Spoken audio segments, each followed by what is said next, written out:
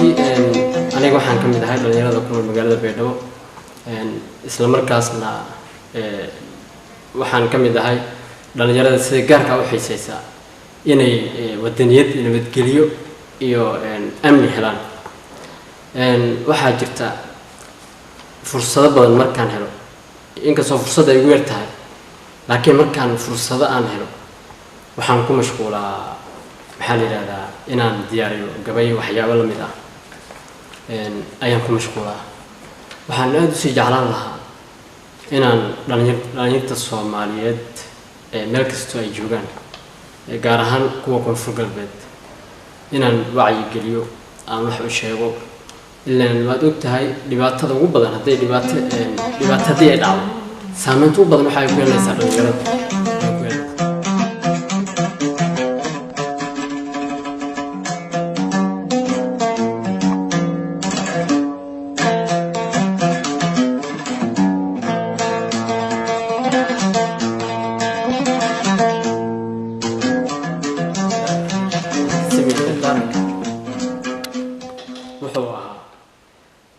mid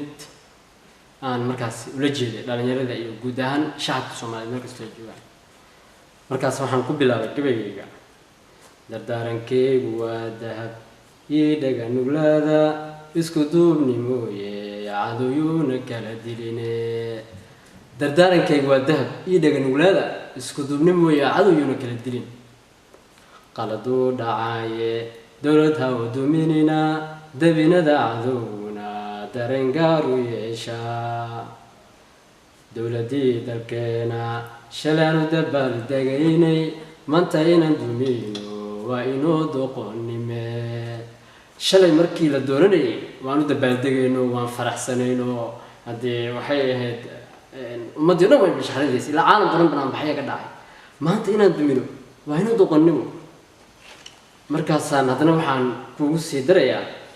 shacbiyo hudaalan idinku daacad baa tihiin kuwa kursiga doonka dantooda u yeelina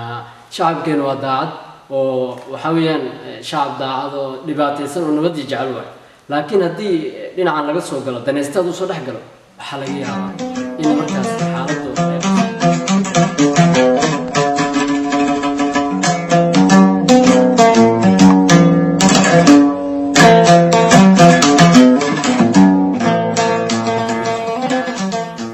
maanta wadada dad martid ama aad socoto waxaa laga yaabaa 20 dhalinyaro oday inuu ku jiro laga yaabaa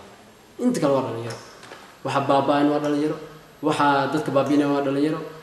marka dhalinyarada waxaan dhihi lahaa tusaalaha waxaad ku daytaan oo kaliya SYL ku dayda SYL 13 nin ay ahaayeen 13 kaas shakhsi oo dhalinyarada ah ayaa wadanka xilmada soo gaarsiiyay